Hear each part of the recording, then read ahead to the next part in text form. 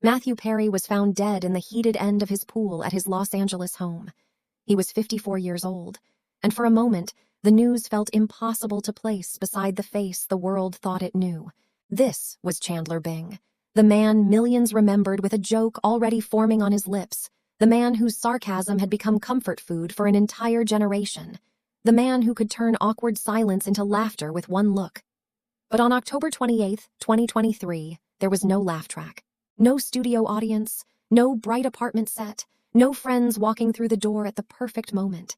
There was only a house, water, silence, and a headline that moved through the world with a strange kind of disbelief.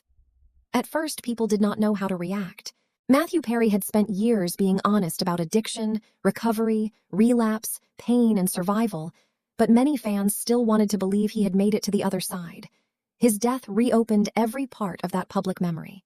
Later, the official cause would be reported as the acute effects of ketamine, with drowning, coronary artery disease, and the effects of buprenorphine listed as contributing factors.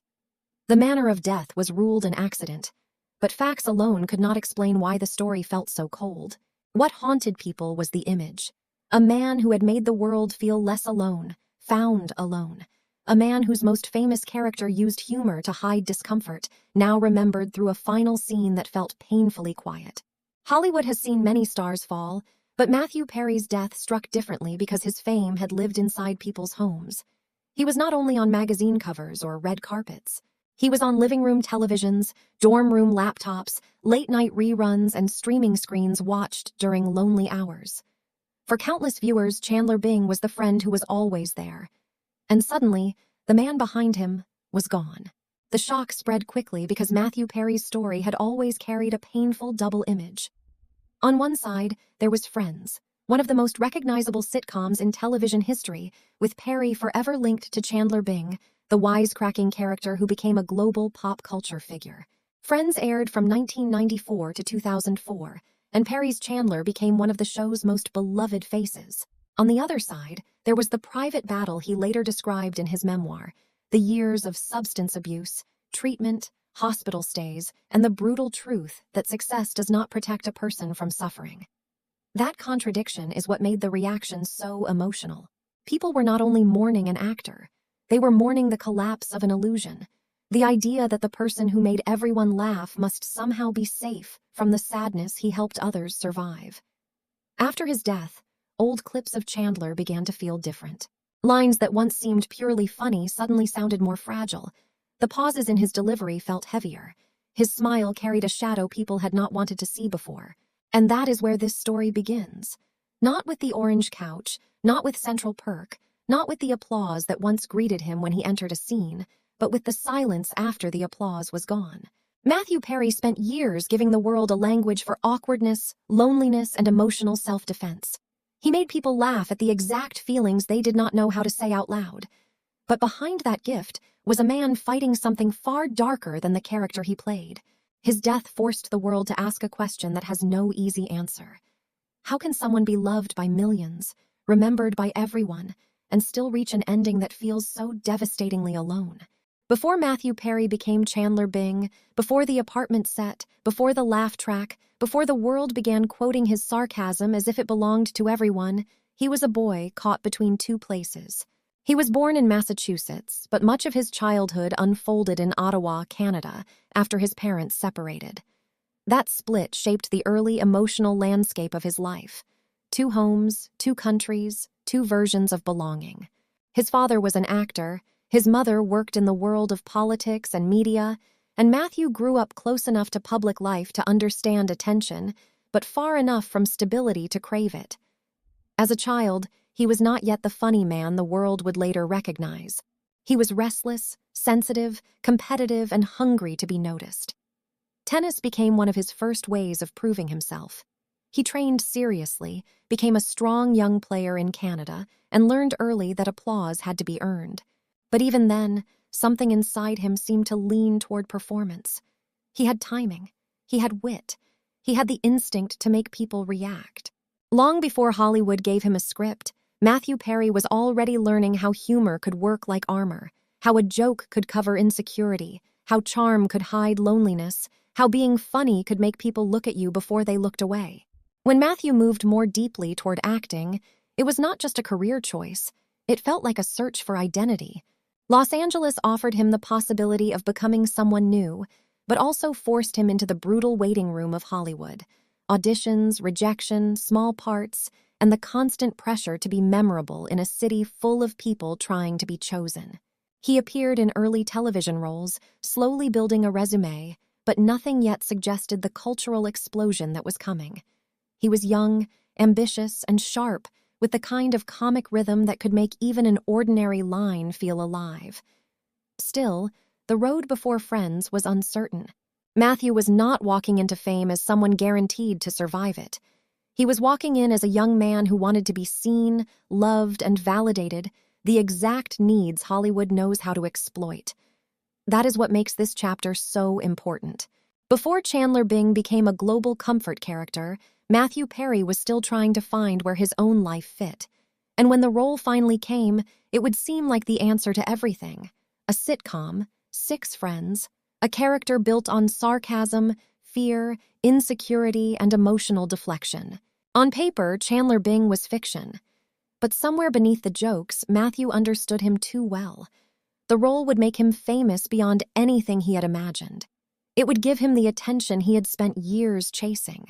But it would also lock him inside an image so beloved that the world might never fully see the pain behind it.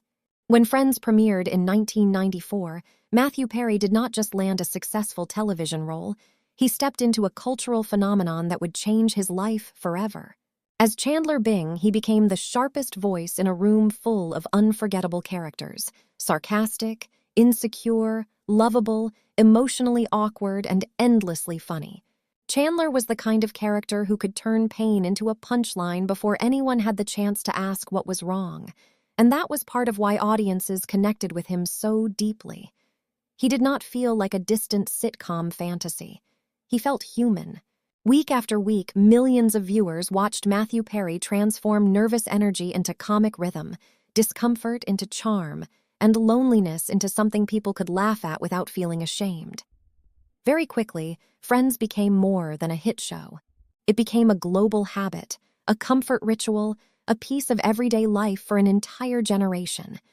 The 6 actors became some of the most recognizable faces in the world, and Matthew, through Chandler, became one of television's most beloved men. Fame on that level changes the scale of everything. The money got bigger. The visibility got bigger. The pressure got bigger. Every episode, every interview, every appearance made the image stronger. To the public, Matthew Perry looked like a man at the center of something almost perfect.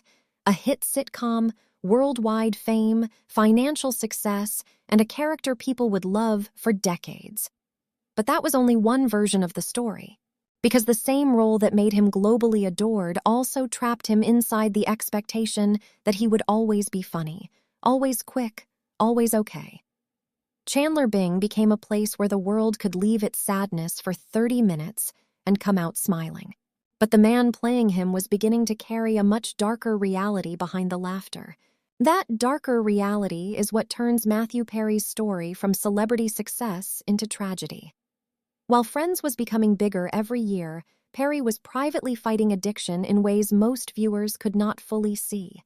He would later speak and write openly about substance abuse, hospital stays, treatment, relapse, and the exhausting cycle of trying to recover while remaining a public figure. This is what makes his story so painful in retrospect. The years many fans remember as the brightest were, for him, often years of deep personal struggle. There is a haunting contradiction in that. The world watched Chandler deliver perfect comic timing while Matthew was fighting to stay stable behind the scenes. Audiences heard laughter. He lived through pain, and because he was so good at his job, the performance sometimes hid the damage. That is why his memoir, Friends, Lovers, and the Big Terrible Thing, became such an important piece of his story. It gave the public access not just to the actor they remembered, but to the wounded man beneath the fame. A man who knew exactly how close he had come to losing everything, and more than once, losing his life. In that sense, Matthew Perry's career was built on one of the most painful contradictions in entertainment. The better he became at making people laugh, the easier it was for the world to miss how much he was hurting. And yet, his honesty later in life gave his story a second layer of meaning. He was no longer only Chandler Bing. He became someone who tried to speak plainly about addiction, shame, recovery, and the false promise that success can heal a broken person. Friends gave him immortality in popular culture, but it did not save him from himself. Instead, it amplified the gap between the image and the man. That gap, between global laughter and private suffering, is the real center of Matthew Perry's tragedy. Because in the end, the character the world loved most was built from instincts that came from somewhere real. Chandler's humor was defense. Matthew's was, too. And maybe that is why his story still hurts so much. The world thought it was watching a man effortlessly being funny. In reality, it was often watching someone survive by turning pain into entertainment. When Matthew Perry's funeral took place at Forest Lawn Memorial Park in Los Angeles, the image that hit the world hardest was not dramatic or loud. It was quiet.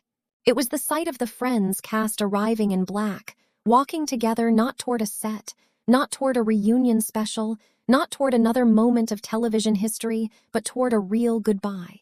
Jennifer Aniston, Courtney Cox, Lisa Kudrow, Matt LeBlanc, and David Schwimmer were there to bury the man who had once stood beside them under studio lights for 10 seasons, helping create one of the most beloved shows in modern television. For millions of people, seeing them together again should have felt warm, nostalgic, almost magical. Instead, it felt devastating. The 6 people who had once represented comfort, humor, and friendship were now standing inside grief. And that was what made the funeral so painful to look at. It was not only the farewell to Matthew Perry, the actor. It was the collapse of an emotional world that audiences had carried for decades. Chandler Bing had always felt reachable. He lived in reruns, in memes, in clipped scenes online, in the lines people still quoted when they needed something familiar. But at the funeral, there was no script to protect anyone. No timing, no punchline, only the reality that the man behind that comfort was gone. The symbolism of the moment was almost unbearable. The cast of Friends, once frozen in popular memory as eternally young and laughing, now united in mourning around a coffin. It was the kind of image that instantly moved beyond celebrity news. It became cultural grief. Because to the public, Matthew Perry was not just one more actor who had died. He was part of a show that had lived beside people through loneliness, breakups, late nights, depression, homesickness, and everyday survival. So when he was buried, a part of that comfort seemed to be buried with him. But Matthew Perry's story does not end only in sadness. If his death forced the world to confront the darkness surrounding addiction, his life also left behind something more human, and perhaps more important, honesty. In his later years, especially through his memoir, Matthew stopped hiding the most painful parts of his life. He spoke openly about substance abuse, shame, relapse, survival, and the brutal reality that success does not heal damage that began much earlier. That honesty became part of his legacy. After his death, the Matthew Perry Foundation was established to support people struggling with addiction, continuing the purpose he increasingly seemed to care about most near the end of his life, not just being remembered, but being useful. That matters because it shifts the story away from pure tragedy. Yes, Matthew Perry will always be remembered as Chandler Bing.